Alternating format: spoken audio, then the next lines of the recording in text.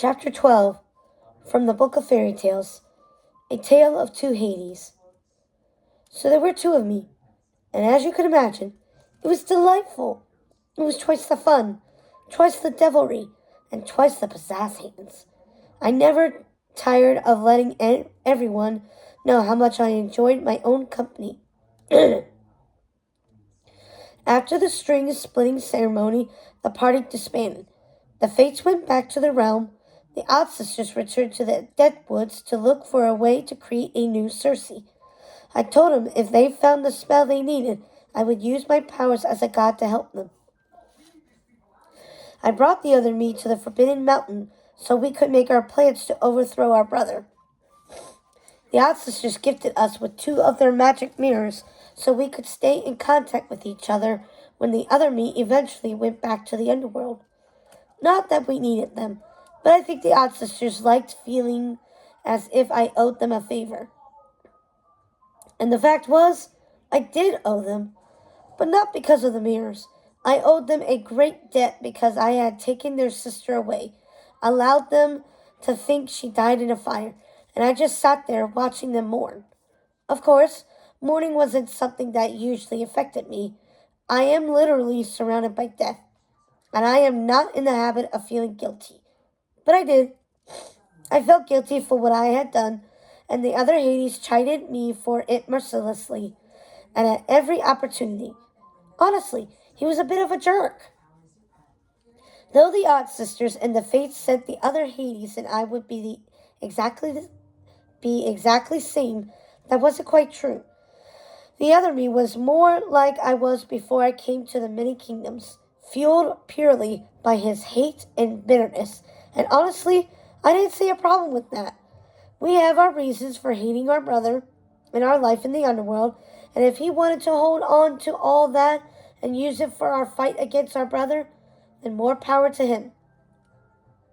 We had decided that while he took my place in the underworld, he'd keep me apprised for everything going on there, and I would lay the groundwork for our attack from the Forbidden Mountain. And even though the Fates had told me I would release the Titans and defeat my brother, the insufferable know-it-alls didn't tell me how I was going to do it. But I was off to a diabolical start. There was just one tiny detail that everyone seemed to overlook. The matter of the Titans. There was no way I was going to be able to waltz up and say, "Oh, hey, remember me, Hades, the guy who helped Zeus defeat you and put you in this stinky pit? Yeah, so I'm back, and I'm going to release you. But don't attack me. Just go after my brother, okay?" I needed to be sure they would be on my side, so I lied. Zeus had put 5 of the Titans we defeated in a vault at the bottom of the ocean. The Mountain King, the Lurker, the Lord of Flame, the Mystic Voice, and Cyclops. They weren't the brightest bulbs in the old Pantheon vault, but they were strong. The Mountain King was just as you would imagine. He was a giant 2-headed mountain. The Lurker was made of ice and had all these snazzy ice powers, and the Lord of Flame was a behemoth lava monster. The Mystic Voice was a massive tornado creature who could destroy almost anything with his powerful cyclones. And everyone knows that a Cyclops looks like. And if you don't, well, let me tell you, you don't want to get into a staring contest with one. I created a portal so I could speak with them while they were still safely in their undersea prison. I was the last person they wanted to talk to, but I pulled out all the stops and brought all the charm. I mean, all of it. I wove so many fairy tales you'd think I was the Brothers Grimm. And I was great. I made up a saga for the ages, a true Greek tragedy. I told them Zeus made me do it. I laid it on thick, and those dumb brutes lapped it up like Cerberus eating a soul trying to escape the underworld. It wasn't nearly as dangerous a mission as I had expected. It was easy, almost too easy. Excited that everything was coming together, I decided to check in with the other Hades. I wanted to see how things were going in the underworld. I had asked him to recruit some of the nastier creatures to join our side of the battle, and I wanted to see how that was coming along, and let him know we could count on the Titans. And the other Hades and I had decided it was safest to use the magic mirrors the Odd Sisters had given us. Their magic was on a different frequency than the magic in my realm, and there was no chance anyone on Olympus would be tapping in. I summoned him the way Lucinda had taught me. Show me Hades in the underworld. The other Hades appeared, his head flaming red, and Pain and Panic were cowering in the background as several souls glided into the underworld, causing the soul counter on the wall behind Hades to tick in succession. Things aren't going so well, I take it, I said, shaking my head and wondering what Pain and Panic had done to incur his wrath. I felt a little guilty to be happy I wasn't there dealing with those bumbling fools. It was bad enough the Fates popped in and out of the many kingdoms at will. I didn't know what I would do if I had to deal with Pain and Panic as well. Art's going so well? Art's going so well? Well, that's an understatement for the ages. These imbeciles didn't kill Hercules, and he still has godlike strength. That's how it's going down here. He motioned to Pain and Panic, who were trying to inch their way out of my view. Remind me to smite them the next time I'm there. Get in line.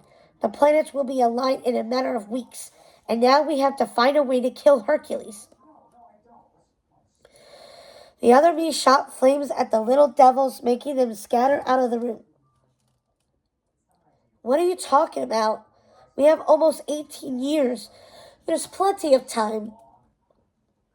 It turned out that while I had only been in the many kingdoms for a handful of weeks at most, in my own realm, almost 18 years had gone by.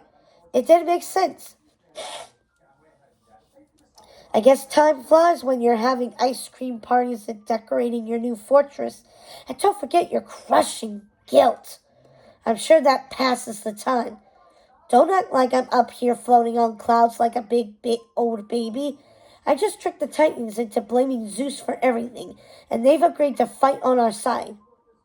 Now both of us were exploding into red flames, and I was scaring my wraith ravens. They scattered out the windows while the other Hades screamed at me from the magic mirror. Great! But none of it will matter if we don't find a way to kill Wonder Boy. Then send the Hydra. She'll devour him, I said. I must have gotten all the smarts when my string was split. I didn't understand why else the other Hades was just sitting in the underworld blowing his top off when he should have been sending every monster he knew after Hercules. Hercules already defeated her, but I've got our little nutmeg on the case, and I am sure she will find his weakness. She's your little nutmeg, not mine. I forgot. You only collect the souls of witches. Well, when you're done with your little tea party, why don't you get down here where you belong and help me? The other Hades was now completely engulfed in flames, and I thought I couldn't possibly look so ridiculous when I got angry. Fine. I'll be there as soon as I can. You plot with Meg, and I'll round up some of our friends when I get there. We'll throw everything we have at him. Medusa, a griffin, the Minotaur, all of them. I scrawled a note to Florence, letting her know I was going to be gone for a while, and to keep an eye on the sleeping dragon. Then I wiped the mirror quickly and called the Odd Sisters, but they weren't there. Where are those dingbats? I realized they probably didn't have a mirror on them. Instead, I hastily created a vortex so I could let them know I was going back to my realm to deal with stuff and would be back as soon as I could. I saw the Odd Sisters in the small round vortex, but they were not looking at me. I wasn't sure they were aware I was there on the other side, even though I kept calling their names. I couldn't tell what was going on. It was like a scene from an old horror movie. I was half expecting Vincent Price to start narrating the gruesome scene, or Christopher Lee to pop out reciting one of his spooky monologues.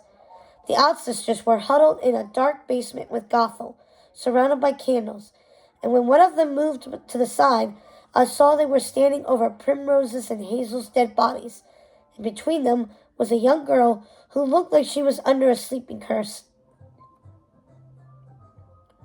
She had impossibly long golden hair that glowed in the darkness, and it was wrapped around the dead witches' bodies.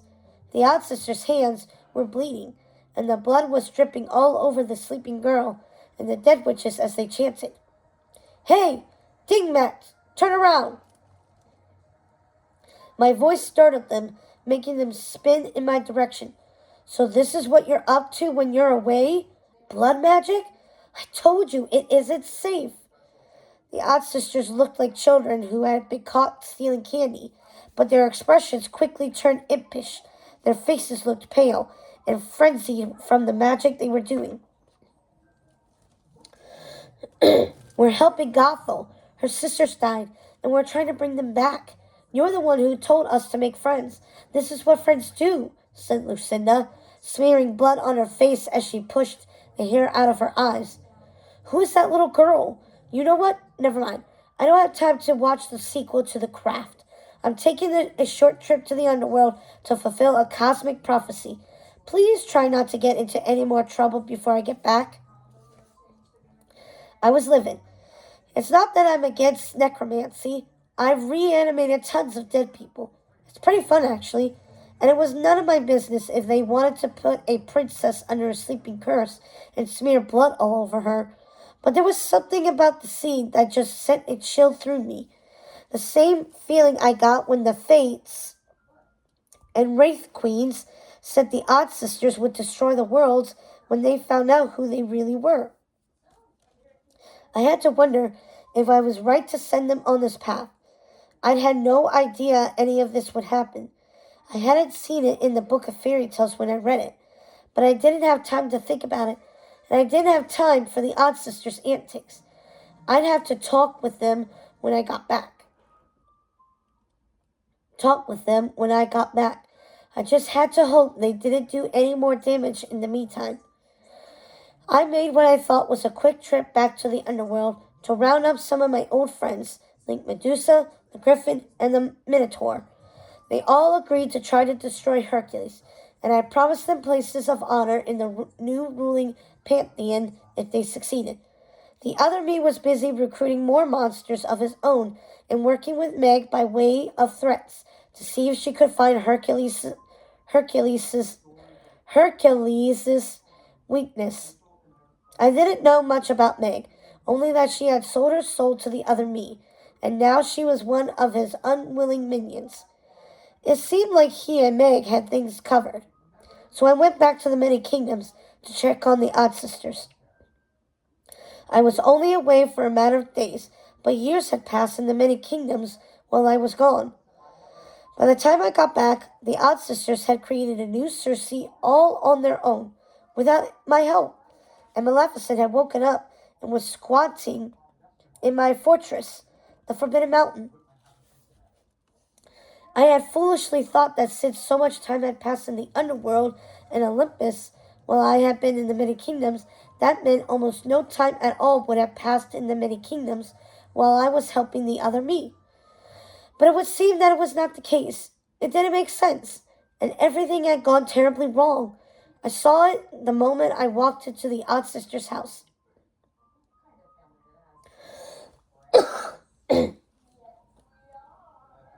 The Odd Sisters were in the sitting room on the floor, surrounded by piles of books, scraps of papers, candles, and jars of magical powders. They looked up, surprised to see me there. "What are you doing here, demon?" Lucinda stood up, glaring at me. I could tell she wasn't Lucinda I knew before I went away. There was something missing from inside her. Like there was a facade space, and in that space something else, something putrid, was taking hold. And in my mind, I saw it growing over time, and I knew it wasn't right. It was the oddest sensation, looking at my witches, but not feeling like they were my witches anymore.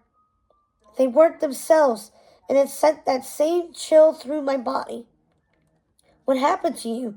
I was only gone for a few days. What have you done to yourselves? You left us alone for years, Hades. You didn't keep your promise. We had to create Circe on our own, said Lucinda. And we don't want you here when she gets back, said Ruby. So leave. And in that moment, I knew what happened. They'd sacrificed themselves to make Circe. That was what was missing. They used the best part of themselves to make her. And that pervasive evil, the legacy left by the Wraith Queens, was invading the empty spaces within them. We didn't sacrifice anything, said Lucinda, reading my mind. We gave her the best part of ourselves, of us, and now we have our Circe again. And we're going to do the same for Maleficent. She wants a daughter of her own, so we are going to share this gift with her, said Martha. You can't do that. It will kill her. Look what it's done to you. What do you mean, Hades? What's wrong with us? Asked Lucinda, her head tilting to one side, her eyes wide and vacant. I was heartbroken and completely taken aback by how altered they were, and it was my fault. You're not the same witches I once knew. You sacrificed too much of yourselves to create Circe. The spell will eat away at you as it did the witches in the Deadwoods. Don't you see? And now you want to do the same to Maleficent? I won't let you. What do you care about us? You left us here alone to fend for ourselves. Why shouldn't we help Maleficent? Give her a daughter to love, someone to care for, to live for, to protect. This will ruin all of you. Don't you see? This is what the fates said would happen. You must stop this now, before it's too late. You have to take back the parts of yourself used to create Circe. Take them back? That would kill her, said the odd sisters, scratching at the faces and pulling their hair. They were going wild. I had never seen them like that. I rushed to them and tried to make them stop, but Lucinda took me off guard and sent me flying backward a few feet with her magic. I was surprised she was able to stop me, but that didn't matter. These were not my witches. They were not my delightful and sometimes annoying dingbats. They were something else. You would have us kill our own daughter? Ruby was crying and ripping the lace from her dress into shreds. Yes, you have to. I will help you find a better way, a safe way to create another Circe. I promise. One that will destroy you over time. Or one that will not destroy you over time. One that won't shatter your souls. This is not safe magic. You're the one who told us to find the spell in the dead woods, and that is what we did. Now you're telling us it's dangerous. I think you're just jealous. You want us for yourself. You never liked Circe. And in that moment, my face appeared in all the odd sisters' mirrors. It was the other me, calling from the underworld. Hercules defeated all of them, every creature we sent after him. And our Meg can't seem to find his weakness. But I'm not sure she's telling the truth. I think they're falling in love. Lucinda laughed. It seems you have found his weakness, she said, and all the mirrors went blank. There is nothing here for you, Hades. You abandoned your fortress to Maleficent, and you turned your back on us, leaving us here to fend for ourselves. And now you insult our magic and tell us to kill our own daughter? You never cared for us. You were never our family. The house shook violently with her anger. That's not true, you dingbat. I'm trying to help you. I have to be honest here. I was pretty heartbroken. I couldn't believe I'd let this happen, and I decided if I had to, I would kill the new Circe myself and bring back the old one. I couldn't stand seeing my witches this way, and I knew I was to blame. Go back to the underworld and rot. Your throne is empty and waiting for you. I had never seen a look like that on Lucinda's face, not when talking to me anyway. I had lost her. I had lost the odd sisters, and it hurt me more than losing my own brother. What are you talking about? You did what you do best. You left the other Hades to fight the battle alone, and he died in the river of death. You're insane. I literally just talked to him. Do you honestly think after locking up Kronos, the god of time, so many years ago, and then agreeing to release lesser titans, that time would ever be on your side? I never thought I would hate the sound of Lucinda's laughter, but it felt like jagged shards of glass being plunged into my heart. I don't believe you, witch. Then see for yourself. It's right there in the book of fairy tales. She waved her hand, and the book flew across the room. It landed with a thump right next to me and opened to a page that had my name on it. It was right there. My story. I didn't see the story when I read the book of fairy tales. It was still being written, said Lucinda, smiling at me in a way that made me think she wasn't sharing the entire story. She wasn't the witch I loved anymore, and she hated me because she thought I had abandoned her. Everything was spinning out of control. It was madness and chaos and falling into ruin, just as it was fated. I have read tons of stories in this damnable book that haven't happened yet, I said. I didn't understand what was going on, and Lucinda didn't seem willing to share the secrets of her precious book. I lost my temper. Look, witches, I loved you once, and God's help me, I may still, but you're walking a dangerously fine line. I'm going to give you a chance to tell me what's going on, but you know as well as I do that I can take you back to the underworld in an instant, and there won't be a thing you can do about it. So start talking. We can't read the stories about ourselves until all the events completely unfold, most of the time.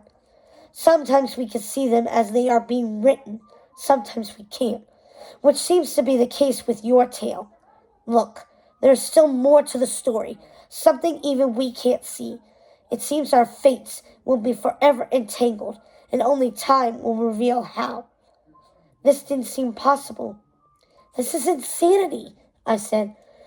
But I sat there and read the rest of my story in the book of fairy tales. At least everything that had been written, and I was shocked.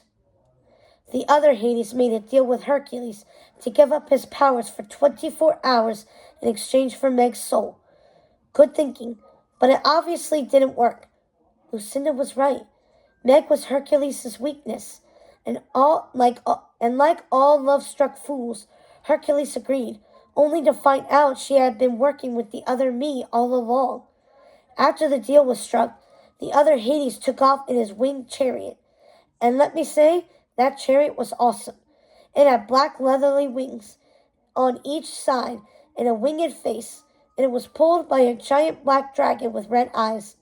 The planets aligned just as the fates had decreed, and a dark beam of light shot down from the cosmos onto the very place where the other Hades would find the Titans. Everything was going according to plan. Except, I wasn't there. I was supposed to be there. This was my battle, my master plan, everything I had worked for. All I could do was read about it. As the waters of the sea parted and the vault was revealed, the other Hades called down to the Titans.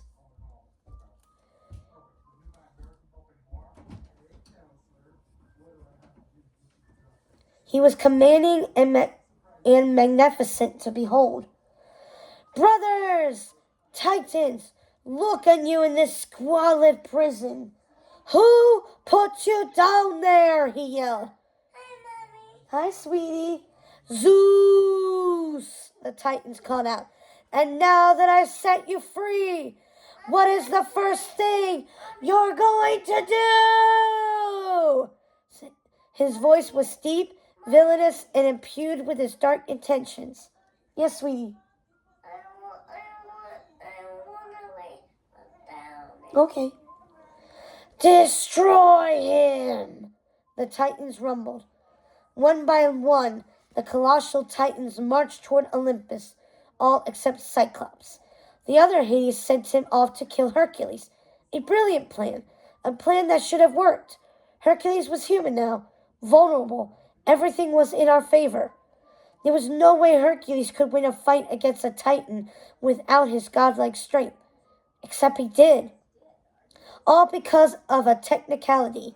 A technicality! Something about the deal he made with the other Hades.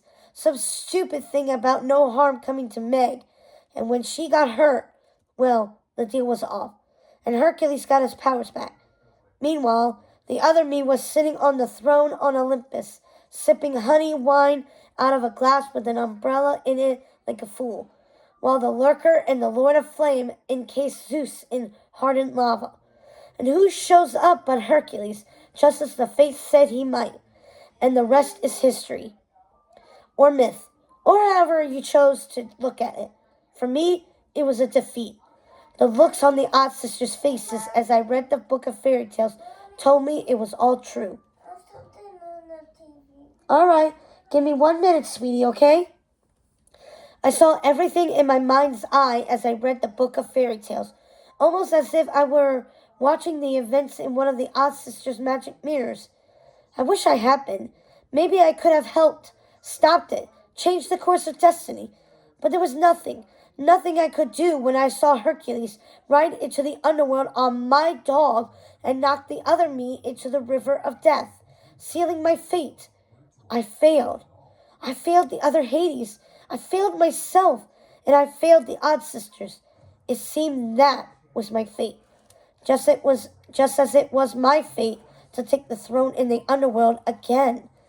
But that was not the end of my story, as the odd sister said. My story was still being written.